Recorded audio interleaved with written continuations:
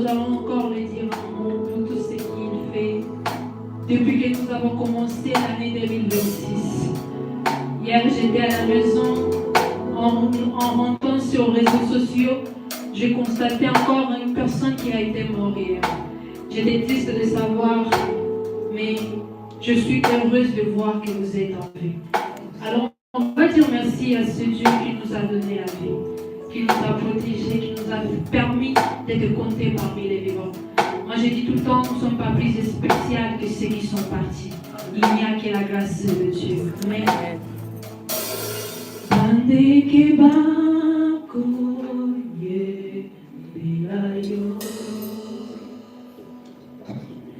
Bisi peko kuni sayo kolo poite yonde yosala kimango yango bako ye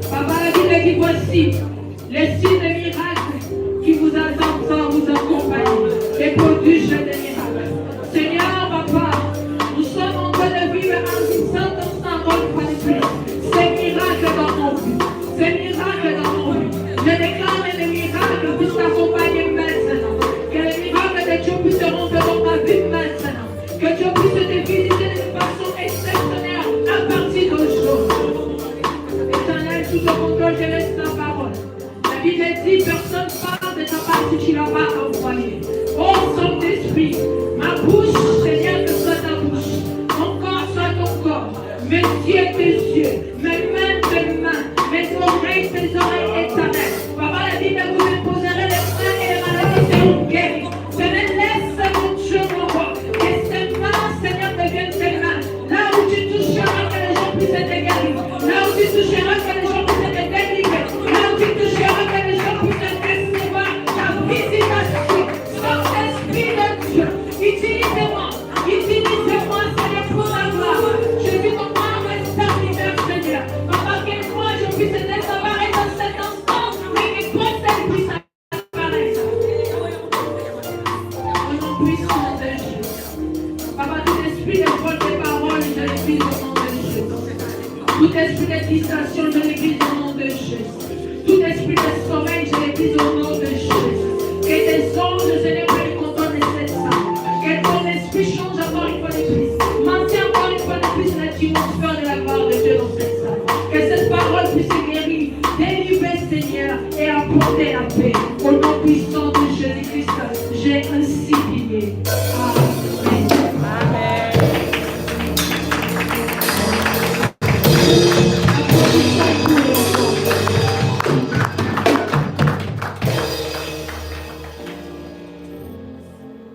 Shalom, peuple de Dieu. Est-ce qu'on peut encore applaudir pour le monde?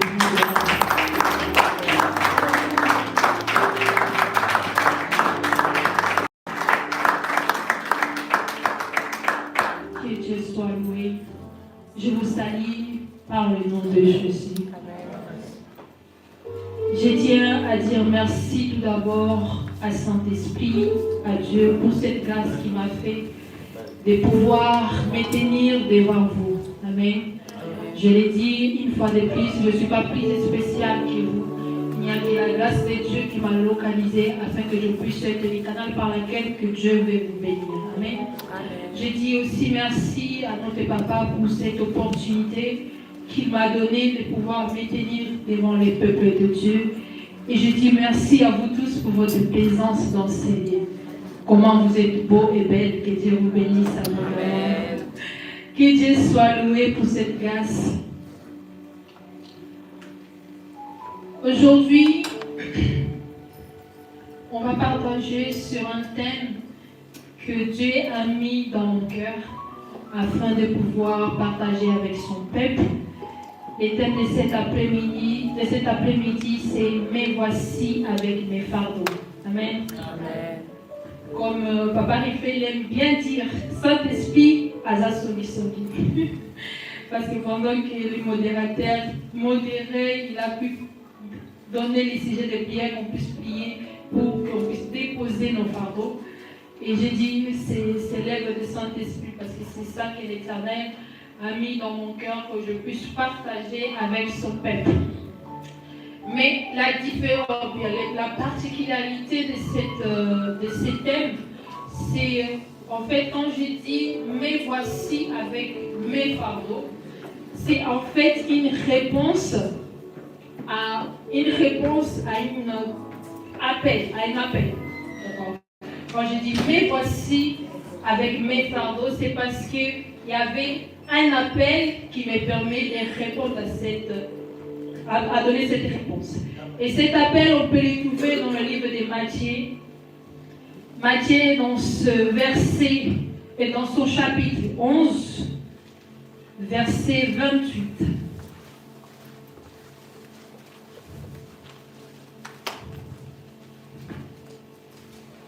Matthieu 11, verset 28.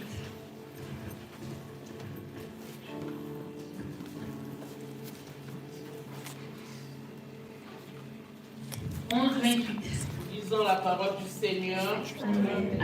Dans Matthieu 11, le verset 28.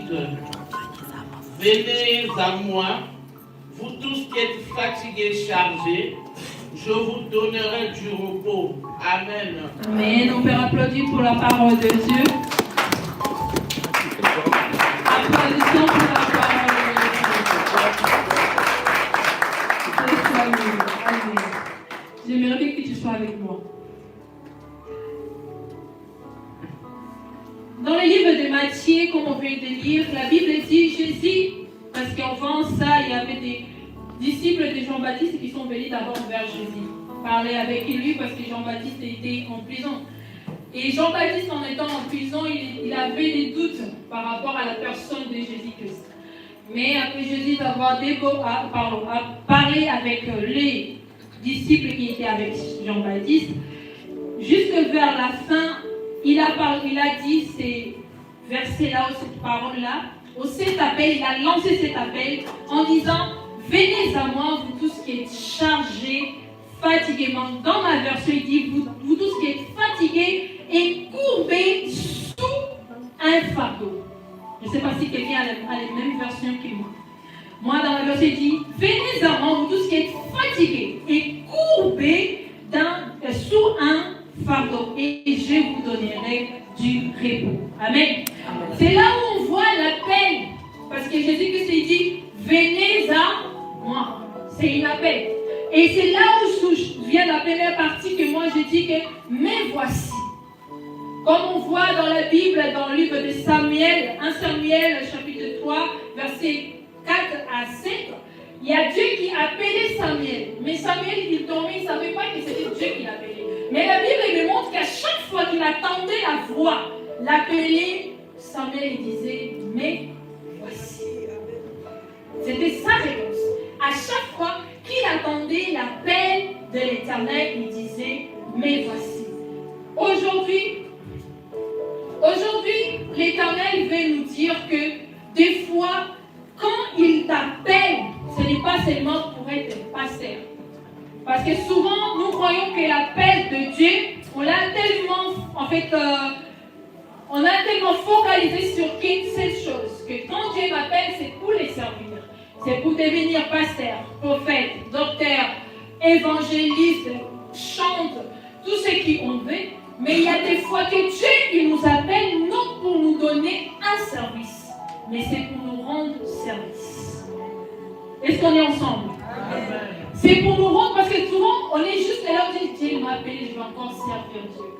Je vais encore faire ceci. Je tends la voix, je vois des songes, les serviteurs de Dieu me disent, mais je vois ça, je vais encore. Mais aujourd'hui l'Éternel veut dire à quelqu'un, je ne t'appelle pas aujourd'hui pour que tu viennes me servir. Mais aujourd'hui, c'est parce que je vais te soulager de tes fardeaux. Je vais te soulager de ceux qui ont été tracasser ton cœur. Je vais te soulager de cette chose que tu portes depuis des années et des années. Je vais te soulager de cet stress qui dérange tellement ta vie que tu n'arrives plus à dormir. Je vais te soulager de cette maladie que toi-même tu ne trouves pas la solution, tu ne trouves pas la guérison. Et les médecins n'arrivent pas à te donner aussi la solution. Aujourd'hui, moi, je ne viens pas pour te dire, ma fille vient me servir. Aujourd'hui, je ne viens pas te dire, mon fils vient me faire ça. Mais aujourd'hui, je vais te dire, ma fille, donne-moi ton fardeau. Donne-moi ton fardeau. Mais c'est quoi un fardeau? J'ai pu trouver plusieurs définitions qu'on peut donner par rapport au fardeau. On dit les fardeaux, c'est une chose pesante qu'il faut lever ou transporter. Deuxième définition nous dit que c'est une chose pénible. La troisième définition, c'est long. La Bible nous dit que c'est un charge qui dérange le corps et l'esprit. C'est un charge qui dérange les corps et l'esprit. La Bible nous dit, si on peut lire rapidement dans le livre de Actes des Apôtres, verset 15, verset 28. Actes des Apôtres, verset 15, verset 28.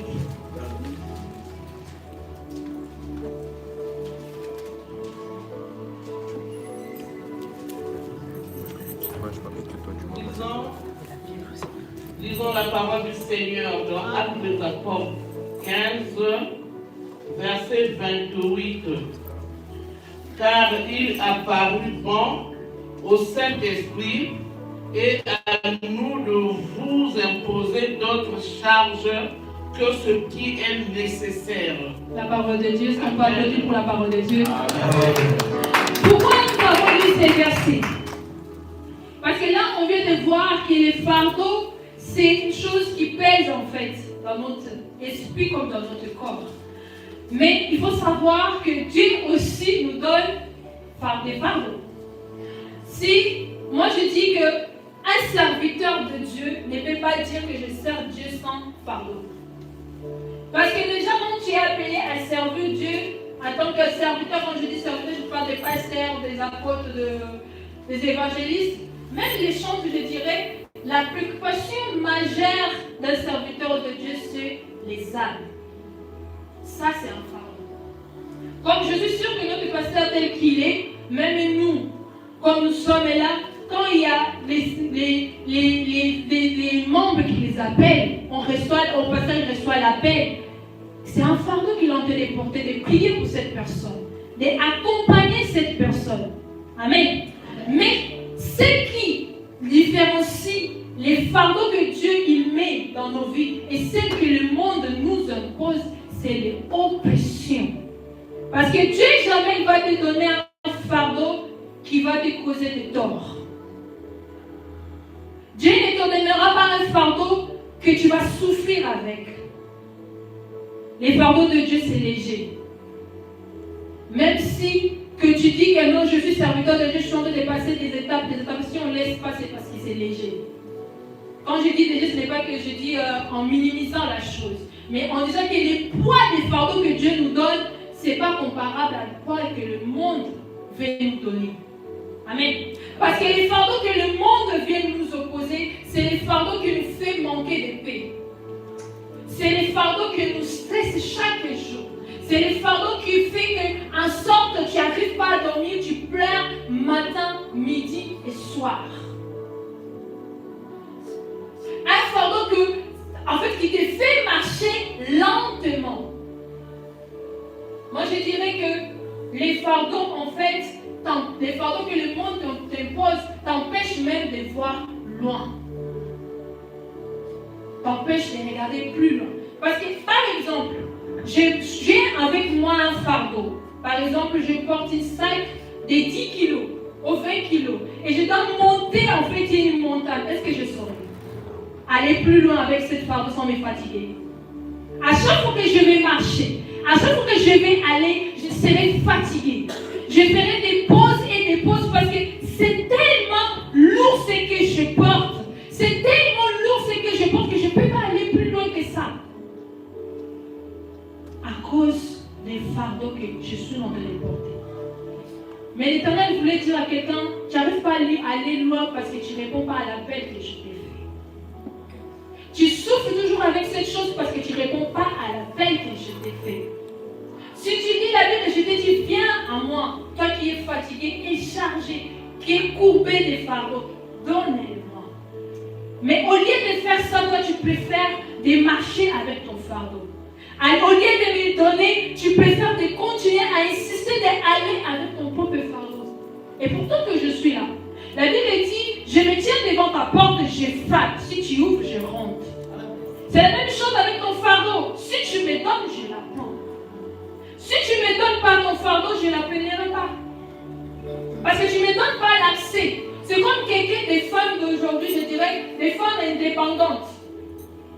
Nous avons plus besoin d'être des personnes. Je sais, je peux. Alors, après tu vas partir dans un coin, tu pleures tout seul, en disant je suis en train de souffrir. C'est parce que tu te dis que tu as besoin de personne. Tu te dis que je suis capable de tout faire tout seul. Moi, je vois dans ma maison, je suis ce genre d'enfant que j'aime faire du travail de ménage à la maison. Il y a des fois, mon père, il m'arrête, il me dit, arrête-toi. Des fois, ma mère, elle fait des courses, je prends des choses lourdes, je suis en train de porter. Mon père, il me dit, mais qu'est-ce que tu fais? Arrête, laisse, je vais porter pour toi. Mais moi, je me dis, je suis forte, je peux. Mais lui, il veut m'aider, mais je ne vais pas accepter juste son aide. Il peut être là assis, au lieu d'aller demander d'aide, je laisse, je vais faire toute seule. C'est la même chose qu'on fait avec Dieu. Il est là, il nous regarde. Il veut nous aider. Il nous lance l'appel. Mais nous, on ne veut pas écouter son appel. Mais aujourd'hui, il veut rappeler à quelqu'un. Il veut parler à quelqu'un. Il veut dire à une femme, à un homme aujourd'hui, pourquoi tu insistes? Pourquoi tu insistes, ma fille? Pourquoi tu insistes, mon fils? Je suis ton père. Je ne suis pas un responsable. T'es fatigué, viens. T'es fatigué, viens. Même nous, les serviteurs de Dieu, il y a des fois, nous sommes fatigués. Moi, je me souviens, j'ai suivi la prédication d'une dame au Brésil, elle s'appelle Camila. Elle a dit, j'ai tellement fait dans le ministère. Je faisais que monter des avions aller-retour. Et je me plaignais à Dieu. Je disais, Dieu, je suis fatiguée. Je suis fatiguée tout le temps. J'étais tellement en train de me plaindre. Mais je n'arrivais pas à déposer cette fardeau. Qu'est-ce que Dieu a fait? Il m'a frappé avec une maladie. Juste pour me donner un temps de me reposer pendant 2 semaines à l'hôpital. Parce que je te plains que tu es fatiguée. Arrête-toi. Arrête-toi. Seigneur, j'en peux plus. Mais tu t'en peux plus. Mais qu'est-ce que tu fais ensuite? Tu continues. Seigneur, j'arrive plus. Mais qu'est-ce que tu fais ensuite? Tu n'es pas encore. Tu continues à marcher. Seigneur, je suis fatiguée. Tu enlèves pendant ces quelques secondes. Mais quand tu finis tu réponds quelques secondes, tu réponds encore. Parce que tu ne veux pas lâcher. Mais aujourd'hui, l'Éternel dit à quelqu'un, lâche cette fardeau. Lâche cette fardeau. Comme j'ai dit, quand tu portes quelque chose de lourd, cette chose te limite. Ça ne te permet pas de voir loin. C'est ça que le fardeau fait. Quand tu es comme ça, est-ce que si je suis comme ça, j'arrive à voir ce qui se passe là-bas? Si je suis comme ça, j'arriverai à voir ce qui est ici, là. Parce que ma tête, il est courbée à cause de ce que je suis en train de porter. Et la mission des fardeaux, ce qu'il veut faire, en fait, t'empêcher de voir quelque chose. Et ce qu'il ne veut pas que tu vois la croix. Les fardeaux, il ne veut pas que tu vois la croix. Parce que dans la croix, tu vois cet homme qu'on appelle Jésus-Christ de Nazareth. Dans la croix, tu vois cet homme qu'on appelle Jésus-Christ de Nazareth. Et quand tu regardes cet homme, il va te dire une fois de plus, ma fille, mon fils, donne-moi ces fardeaux. Donne-moi ces fardeaux. Il va te rappeler encore une fois de plus, je t'avais dit que tout est accompli. Pourquoi tu continues à souffrir dans ces choses? Pourquoi tu continues à pleurer, ma fille? Si cette fardeau est sur toi, c'est parce qu'il ne veut pas que tu regardes la croix. C'est parce qu'il ne veut pas que tu te rapproches de Dieu. Il ne veut pas que tu viennes vers moi, que tu comprends les choses. C'est ça l'objectif de cette fardeau. De t'empêcher de regarder la croix. La Bible dit que dans la Bible, il y avait cette femme qui était courbée. Une fois, elle s'est retrouvée avec Jésus. Elle était comme ça pendant que Jésus prêchait dans les temples. Jésus est venu vers elle. Il a posé la main. Et les fardeaux qu'elle a portés pendant des années, ces fardeaux-là ont disparu. A disparu de son corps. Aujourd'hui, l'Éternel veut savoir c'est quoi ton fardeau. C'est quoi cette fardeau que tu portes pendant plusieurs années? C'est quoi cette fardeau? C'est tes enfants? C'est ton mari? C'est le travail? C'est les études? C'est les ministères? C'est quoi ces fardeaux que tu n'arrives pas à déposer à bébé? Bien, tu sais, quand tu prends quelque chose et tu donnes à Dieu, tu vas lui dire juste, Seigneur, j'ai confiance en toi. C'est ça en fait. Au moment que tu prends quelque chose, tu dis, Seigneur, je te le donne. Tu dis, Seigneur, prends contrôle de tout, j'ai confiance en toi. Et quelque chose que tu donnes à Dieu, en lui disant que j'ai confiance à toi, ce Dieu que nous prions, c'est un Dieu qui n'aime pas décevoir ses enfants. Il ne soit jamais. Quand tu lui dis, je te donne mes fardeaux, il sait que mon fils, ma fille a confiance en moi. Alors je ne dois pas les décevoir. Je crois que tu ne m'as pas compris là. Vous ne m'avez pas compris. Je dis, je répète. Quand tu prends ton fardeau, par exemple, je suis malade. Je prends la maladie, je pose dans les pieds de Jésus. Je vais dire Jésus, cet enfant-là, elle a confiance en moi me disant, Père, je suis allé chez les médecins, ça n'a pas marché. J'ai essayé par mes efforts, ça n'a pas marché. Mais moi, je sais, si je te donne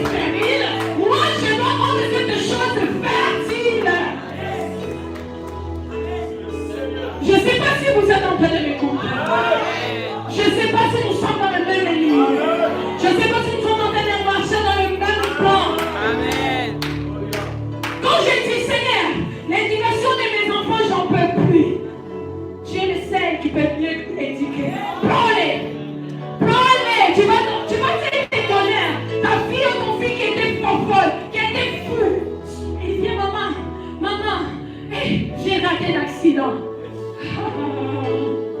Des fois, ne crois pas que c'est le diable, c'est Dieu qui est en train d'agir. Ne crois pas que c'est l'œuvre du diable, c'est Dieu qui est en train d'agir. C'est Dieu qui est en train d'édifier. C'est Dieu qui est en train d'édifier. C'est Dieu. Mais le problème, c'est que nous ne voulons pas déposer les fardeaux. C'est ça notre grand problème.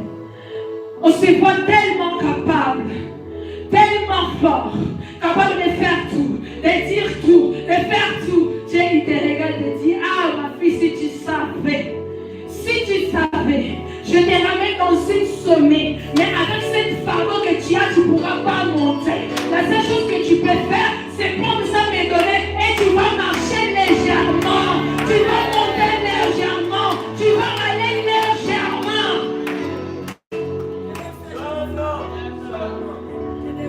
Il y a un chanteur congolais qui a dit, Pépélé, pépélé, oh. Oh, pépélé, pépélé, oh. Nana baya Yesu, nakopesa ye mikumba, nanga nyoso, bona tikala. Oh, yangana Yesu, yangana Yesu. Dieu, il veut que tu l'adores en étant léger. Dieu, il veut que tu le sers en étant léger.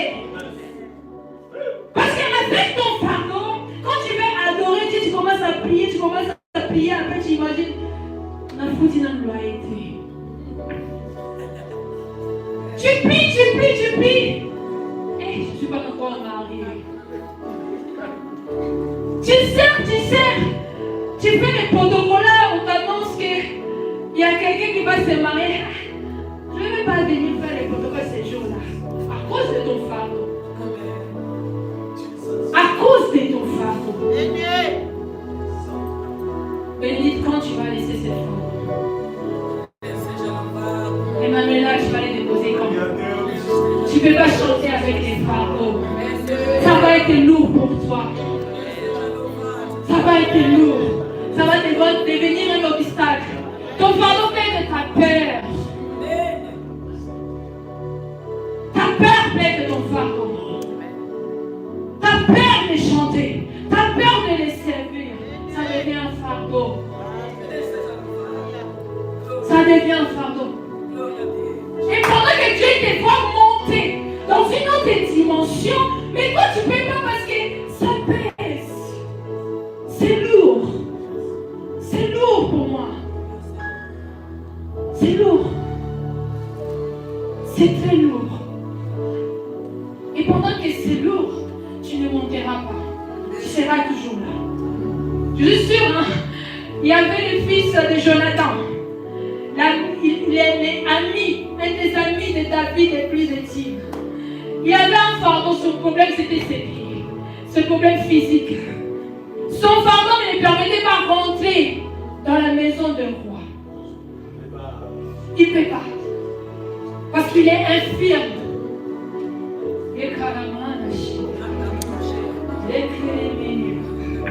Son fardeau ne lui permettait pas de rentrer.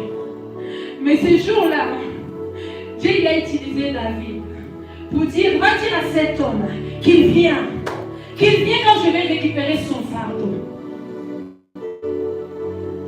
Ton fardeau t'empêche de rentrer dans la maison de Dieu, de rentrer dans ta dimension de gloire, de rentrer là où Dieu t'attend. Mais aujourd'hui, la grâce de Dieu t'a localisé. Aujourd'hui, la grâce de Dieu t'a localisé. Pour te dire que même si tu te vois comme ça, donne-moi les comme ça, moi je peux te rendre parfaite. Peut-être pendant qu'il rentrait, Dieu peut changer les yeux de tous ceux qui étaient là. Il ne le voyait plus un yeux, mais il voyait un homme avec les pieds. Dieu il est capable. Dieu il est capable. Mais il faut répondre à l'appel. Des fois on utilise seulement ces versets en lisant seulement, venez à moi vous tous qui êtes fatigués et chargés.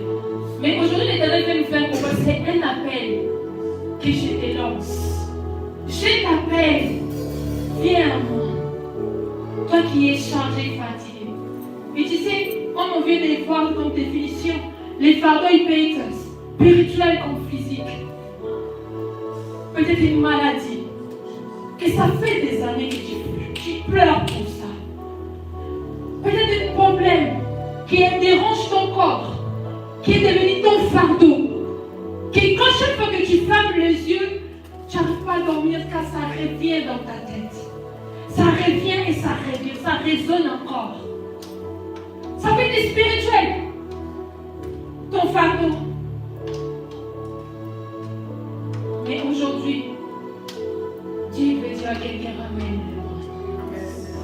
Et aujourd'hui, nous allons dire à l'Éternel, mais voici. Je ne vais pas seul, mais je ramène aussi mes fardeaux. Mais voici avec mes fardeaux.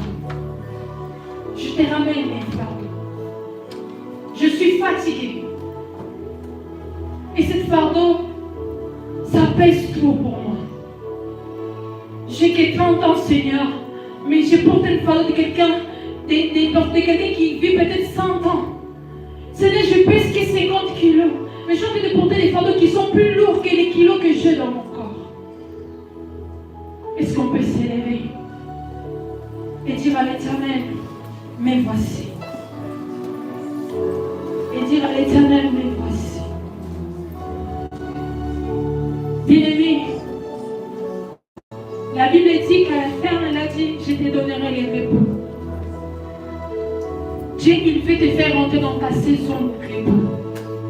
Dieu, il souhaite te faire rentrer dans ta saison de repos. Je veux que tu crois, car il a dit, je vais te donner les repos. Aujourd'hui, il veut dire à quelqu'un que ton temps de repos a sonné. Les temps de ton repos a sonné. Yahweh, Yahweh, Yahweh, Yahweh, nous venons à toi. Nous venons à toi. Oh, Yahweh, Yahweh.